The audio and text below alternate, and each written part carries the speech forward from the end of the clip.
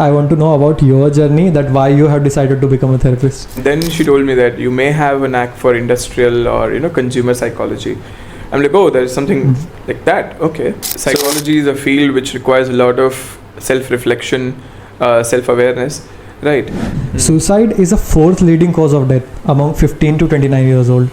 Why do you think it's such a huge problem, but still we are not talking much about it? That you're committing suicide, so it's like kids always are rebellious, or they always need attention, and when they don't get it, they do some extreme or harsh, they take some steps. Can you normalize it to that level for mental health as well, that people can easily go and reach out to for their problems? But what is causing that anxiety? No one knows, or maybe no one want to talk about it. Hello everyone, and I welcome you all to the podcast series Minds Unfolded with Vijay. On this platform, we will be inviting mental health professional and people from diverse fields. In today's episode, we will discuss about mental health and therapy in depth, and we'll try to cover as many questions as we can. So let's welcome Mr. Vivek Khattar. He has done his MA in counseling psychology, and additionally he has been trained as an interpersonal trauma and abuse and couple counseling. He authored several research papers on romantic relationships, attachment patterns, and personality traits. So let's welcome Mr. Vivek. Welcome Vivek, and thank you for taking out your time and coming to our show. Thank you so much for inviting me, Vijay.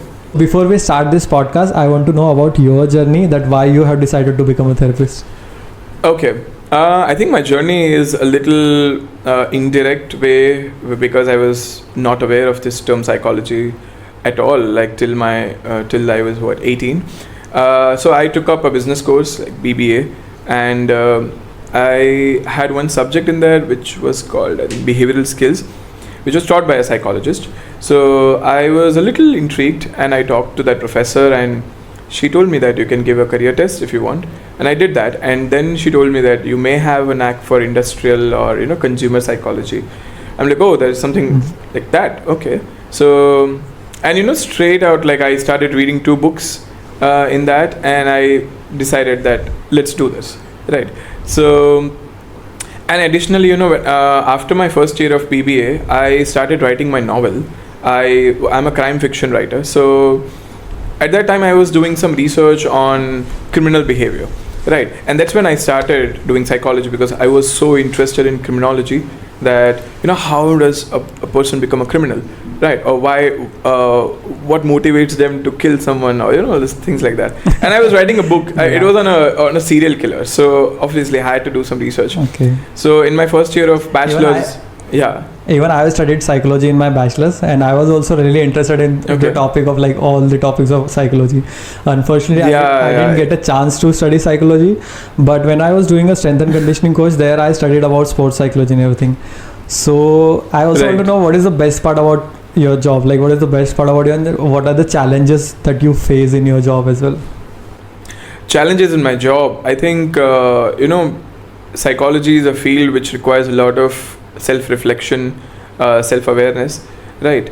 And second, a lot of patience. So my first and biggest challenge was to be as calm as possible when someone is in distress, right? Because this is the one difference that I've found in therapy. When clients are in distress, what's the usual response of people who are around them, who are trying to help them, right? Let's say you are a friend. You will also start responding in the same kind of energy, like they are hyper, they are anxious, right? They're agitated. And as a friend, we also don't like to see our friends in that situation, so we also become agitated sometimes. And as a therapist, I need to keep my calm, right? No matter what happens, I can show my emotions. I do show my emotions. I'm very open with that. But when it comes to being calm, because someone is in distress and I need to help them out, right? First, I need to keep my calm. I need to be patient. I need to understand what is making them so distressed, right? So that's the biggest challenge, that when a client is crying, when a client is having a very emotional, intense reaction to certain situations. Let's say they are going through abuse, and I see a lot of clients who are going through abuse and trauma. I have to first be very patient and listen to what they are saying, even though sometimes they take like about 30 minutes to even speak one word, right? I need to wait I need to wait. I can't speak in between. So that is something that I have learned, and it's the biggest challenge, I would say, because I have been I have grown up in a family which is extremely impulsive, very sarcastic.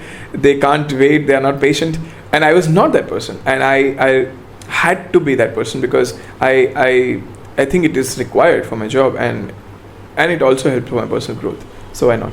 That's a really good answer, I guess, because we have never seen how therapists feel from their perspective. So I got a perspective of therapists as well, how they handle all the situations. So that's a really great answer. In our last episode, we covered the topic of mental health and therapy, but we in this topic in this episode I want to like dig deep I want to dig deep into that so that we can get to know about more what therapy is, what mental health is. Recently I was reading a report by WHO. So the report says it is estimated that 1 in 7 person from 10 to 19 years old experience mental health conditions, yet this remains largely unrecognized and untreated. Suicide is a fourth leading cause of death among 15 to 29 years old. Why do you think it's such a huge problem, but still we are not talking much about it? And why people are still not open about it to like go and see a therapist, or like, it's not that open yet as well?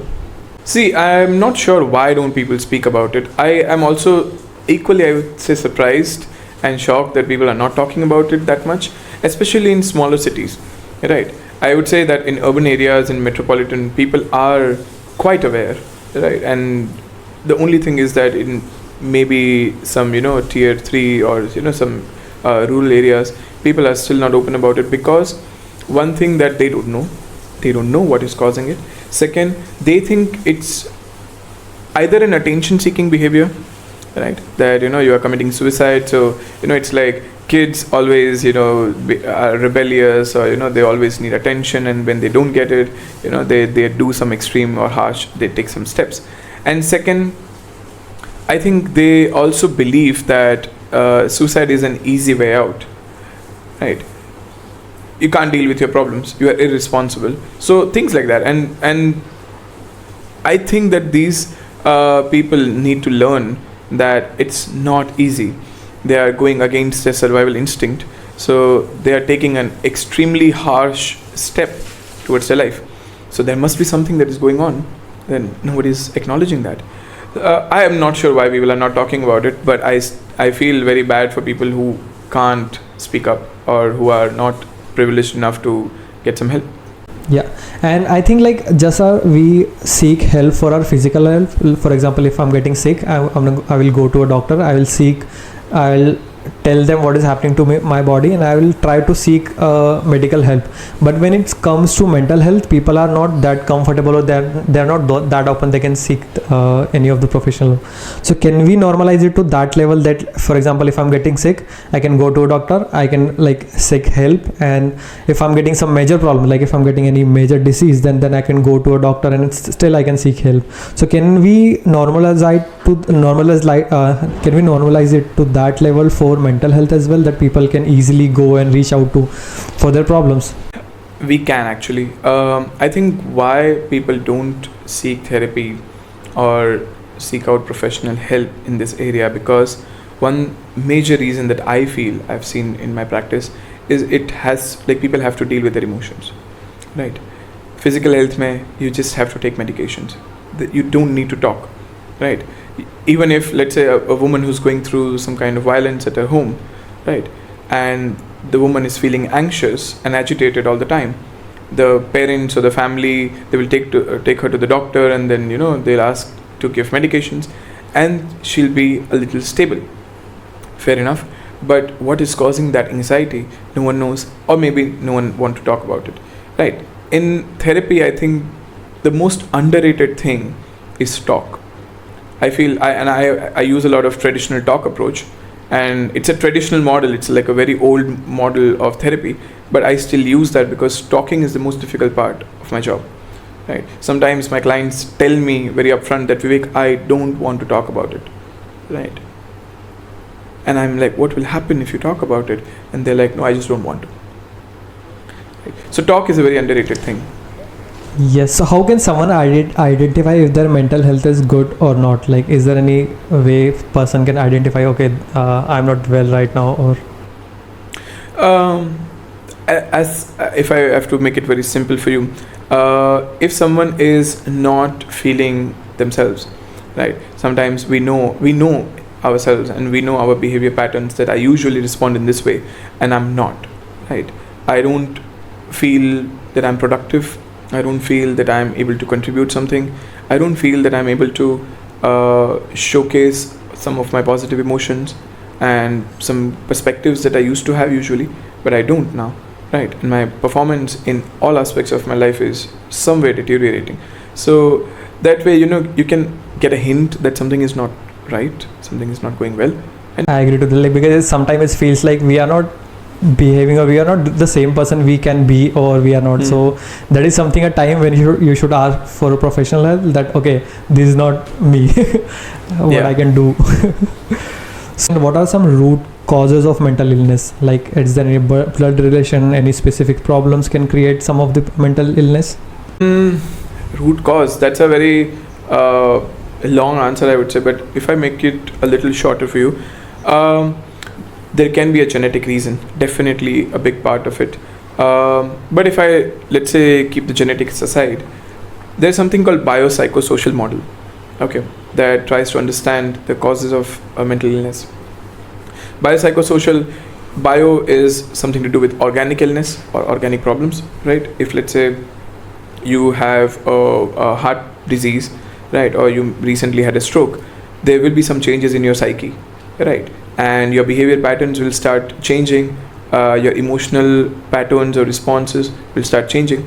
There's something, in psychological aspect, if I talk about it, our cognition, the thought process, the thinking part, the decision making, they all have a huge impact, right? And this has to do with something called schema. Schema means a set learning patterns that we have from the very past, right? From our childhood, I would say, right? That, I should always be honest with my elders. This is the schema that I have, right? And if at all I have to go against that thought pattern, right? When someone is asking me to go against it, like, let's say, lie to my authorities, right, I will feel very anxious. It's extremely stressed out and anxious that I have to do something against my schema or against my value, I would say, right? So that is that. And then third is the social aspect. A lot of times people just start conforming to the norms of the society, and someone who doesn't like, let's say, I don't believe in what people are saying, right, I should have the freedom to oppose that, to rebel against that, right? And when I don't get that freedom, I might develop some symptoms of low mood, because no one is listening to me, no one is understanding me, or I might start feeling anxious and agitated to go out of my house. So people, something called agoraphobia, right? Public spaces mein jana, I might not be able to go out because I don't feel comfortable in public spaces, right? So all such problems emerge because of these biopsychosocial aspects, right? But it is all about, I would say, learning, if I have to talk about nurture, because it is nurture, right, at the end of the day. So if I have learned this behavior, I can also change my learning patterns, right? And that's what I say about therapy. Therapy is about learning about your mind, right? So in our last podcast, we discussed about what mental health is, what therapy is, but this time I want to go deeper into the topic of what therapy is. And my first question would be, what therapy and what is therapy and what is counseling? What is the difference between therapy and counseling? Okay. Counseling is a general word, right?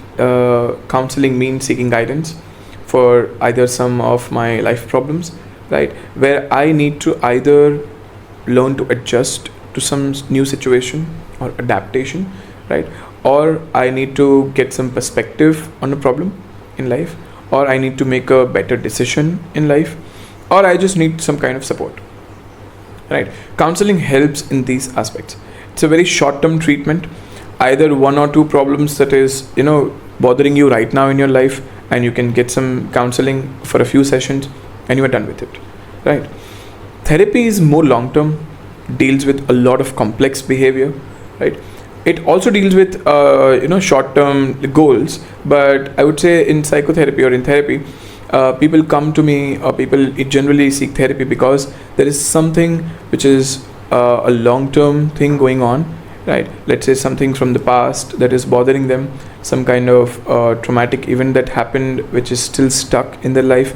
Let's say they were in some kind of war, or let's say they were in some violent or abusive marriage, right? Or let's say they are having some current let's say problems in romantic relationship, right?